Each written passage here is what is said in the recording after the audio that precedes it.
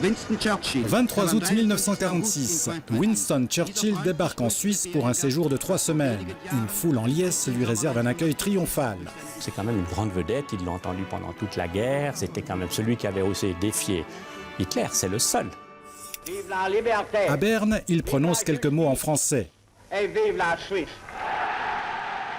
Et à Zurich, certains n'hésitent pas à prendre des risques pour l'apercevoir.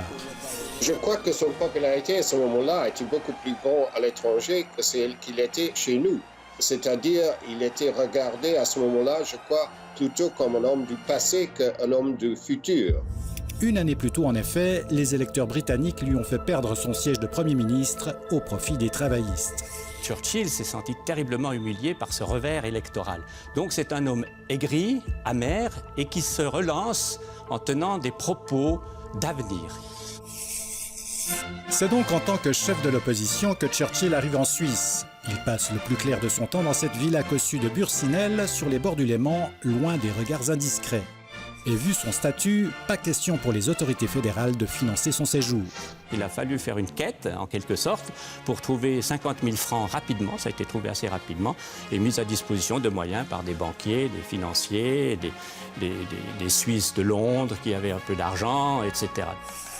Et c'est à Zurich, le 19 septembre, qu'il prononce son fameux discours, dans l'aula de l'université où les caméras du ciné-journal ne sont pas entrées. We must build a kind of United States of Europe. Mais attention à ne pas s'y méprendre. Il ne voyait pas le Royaume-Uni comme étant une partie de cette intégration européenne dont il a parlé dans le discours de Zurich.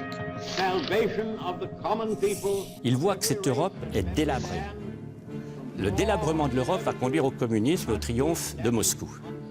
Donc la seule solution pour lui, c'est de renforcer les peuples du continent européen et l'Angleterre doit être à ses côtés. Let Europe arise. Et ce n'est pas un hasard si son appel trouve davantage d'écho hors des frontières de la Suisse et de la Grande-Bretagne.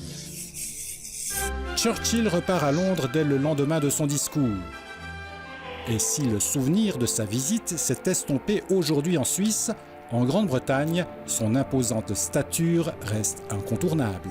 Il est un homme qui compte toujours pour beaucoup.